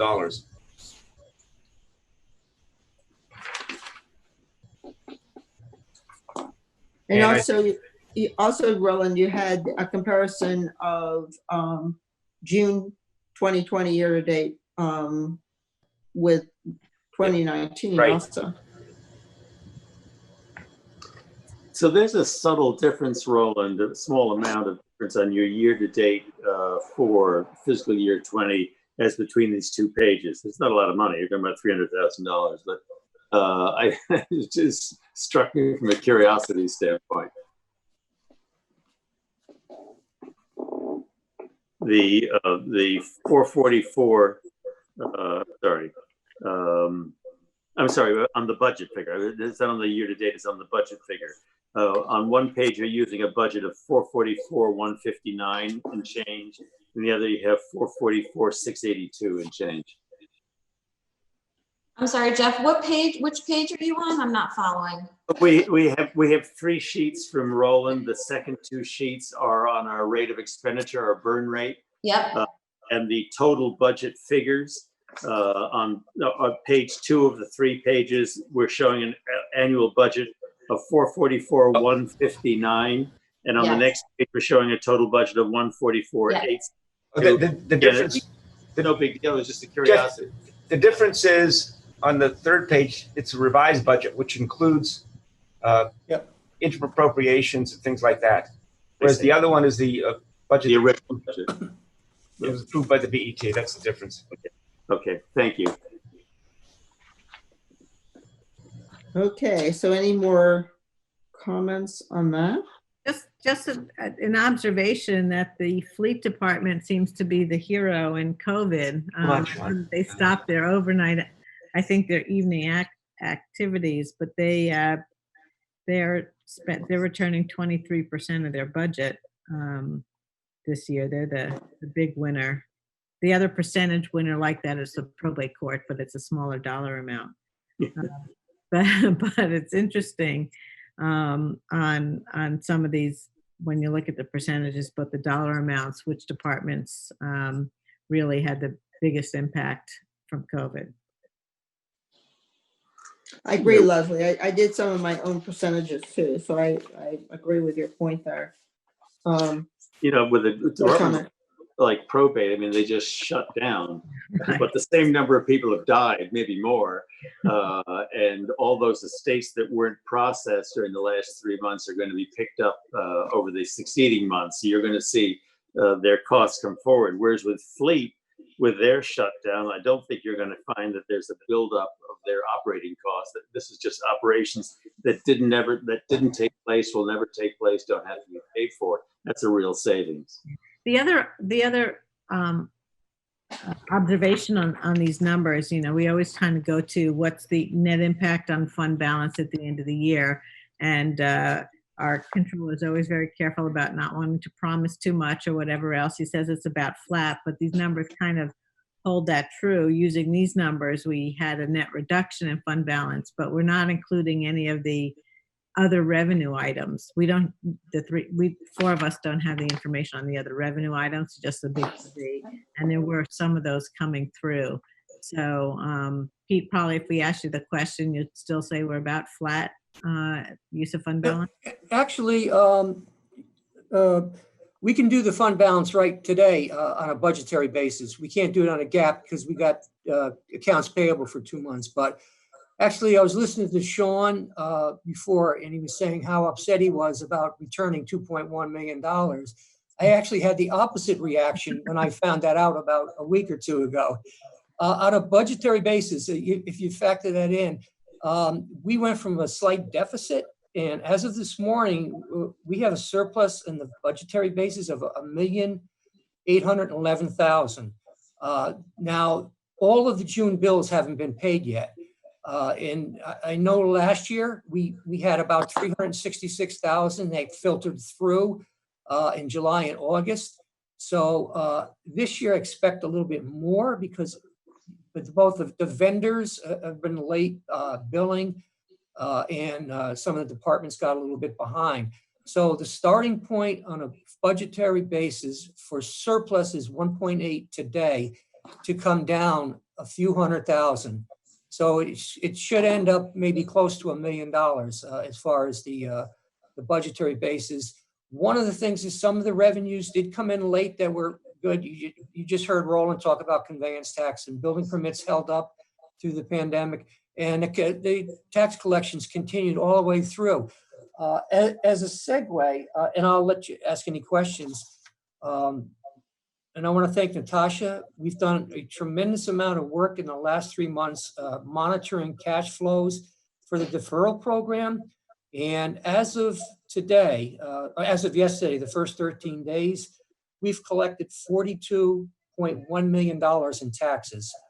The impact of the deferral program is either negative, none, or minimal. So we've concluded that we're not going to have anywhere near the cash flow problems they were thinking about 2 months ago, maybe 3 months ago in April, when we were talking about looking for other ways of finding cash. So that's good news on the deferral program as far as the taxes coming in. Any questions on fund balance? Can you just on the tax deferral, not on the fund balance, can you put the $42 million into a little bit of context, just because it's been a year? So we would have collected about 200 million. Is that what the number we thought? Well, that's August 1st, we would have collected 200 million. The grace day would have been August 3rd, I think, this year. That was a Monday. I don't know what it was last year. It was about between 210 and 215, but some of that sewer maintenance and sewer improvement. So you figure about 205 million of that would have came in through August 3rd of this year without the deferral program. And we figured about 60 million of it was the guaranteed escrow accounts. But having seen these numbers, we think we're going to get a lot more than we thought we were going to get by August 1st this year. Okay. I'm not comparing it to last year. Okay, I understand. Thank you. Thank you, Pete. As to your observations about Sean O'Keefe, he also said he liked working with us. So you might want to check his judgment on a number of matters as well. So Pete, would you like to run through the COVID report? Just to give us a feel for tracking those expenses and what you expected and potential reimbursements? One of the things that was very revealing was actually the concerns everybody had going back 4 months ago is we didn't know what was out there as far as COVID spending, and we were going to have to spend a lot of money. Actually, the opposite has happened, which is what you just saw with these reports, where the spending is down everywhere. The report that's in there, it's got 485,000. This is where it's by department. You can read it by department, including the school lunch, which paid for some of the transportation costs. 100,000 was United Way, so you have to subtract that United Way. That's not reimbursable. So Megan Zaneski right now is in the process of applying for the 385 minus 40,000, which Caroline Baisley's already applied for and gotten. So you're looking at 75% of 345 right now. It's not as material as I thought it would be when we started monitoring these, but they're also reimbursable. The cost apply all the way through December 31st. So there would probably be multiple submissions. I told you last month, the good news with Nathaniel Witherall is we got 1.1 million in revenues through June 30th. And as part of the application, which you can't see here, is Larry Simon, when the state asked for estimates on how much to project through June 30th, he submitted reimbursement costs of 794,000. So, but that won't go to the general fund. That'll go to the Nathaniel Witherall if we can get 75% of that. The second piece is what we don't get from FEMA. The 25% comes from the CARES Act, which is the state of Connecticut. So that's where we are with the COVID report. Thank you, Pete. I think, also we've learned GEMS has also separately, applied and hopefully tagged too. And that only helps the town, when we look to cover our share of the funds, where they've been able to get reimbursements for their own, I guess we'll call it change of business plans. That's been helpful to our efforts too. Jeff, I saw your hand up. Is it? No. Leslie, Karen's had her hand up for a little bit. I know. I saw. Can I ask Karen next after Jeff? Karen, No. do you have something? Karen Vassilotis? Yeah, I just wanted to correct something that, for the record, that Jeff said. Just for the record, probate court has never closed in Greenwich. They were deemed an essential function by the state. So I just wanted to make that clear that they've been working throughout. Sorry. Okay, so thank you, Karen, for that. I would just also like to make comment on the BLS numbers. They're not doing their big reports for the area, obviously but they are doing their numbers. And so in the last 12 months ended, and I haven't seen June yet, our area, New York, New Jersey, this, tri-state area is, the inflation is at, the consumer price index is at 1.1% increase, and in May at 1.4%. But I would like to point out that when we compare ourselves to Connecticut, when we talk about our unions negotiating up in Hartford, that those, that's a different area, and that actually is where Connecticut is classified. So we need to look at numbers that are like 0.8 of 1% and 0.6 of 1% in May. So, as we go to look at our union contracts and labor, we need to think that through and the local inflation rates. I wanted to add that. So is there anything more on that, or should we move on to approval of our minutes? Approval of the minutes. Okay, Deborah, do you have a motion for approval of the minutes? So just with the one modification to the minutes that you sent out, just to expand on my comment. Other than that, I'm willing to, with that small change, make a motion. Okay, so should you make a motion for minutes for 5, 6, 7, and 8, budget day, the budget day hearing minutes and the consolidation day minutes? Is there a Jeff, second is for your, that? may I just ask Jeff, did your comment, we have your comment is in these minutes that you wanted? I believe so, yes. Okay, Yes. all right, so it's just that one minor change. So with that, I'll make a motion with, as amended. And Jeff, you want a second? And so those in favor? Aye. Leslie? Aye. So that's 400. And then the minutes for the June 8th regular webinar meeting. Do we have a motion to approve those minutes? I'll move. Yeah. Leslie? Second for that? I'll second. Deborah? Those in favor? Aye. Okay, so that's 400. Jeff, Deborah, Leslie, and Leslie Parkinson. Okay, do we have a motion to adjourn? Leslie, Yes. was there a vote taken on the settlement in the public session? Yeah. Yes. Yes. There was a motion taken on the settlement, and it was Leslie moved it and Deborah seconded it, and was 400 for $30,000. 30,000? Yes. Okay. And so our next meeting is in September, so. Our next meeting is September 15th at 11 a.m., barring any need for any special meetings. So look forward to seeing everyone by then.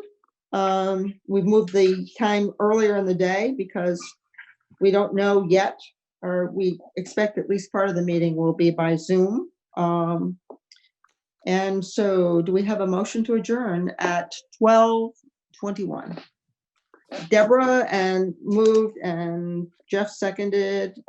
And those in favor? Aye. Aye. Thank Okay, you. thank you, everyone. Have a great Enjoy summer. the rest of your summer. Right, have a great summer. Enjoy. Stay in touch. We'll see you next Monday.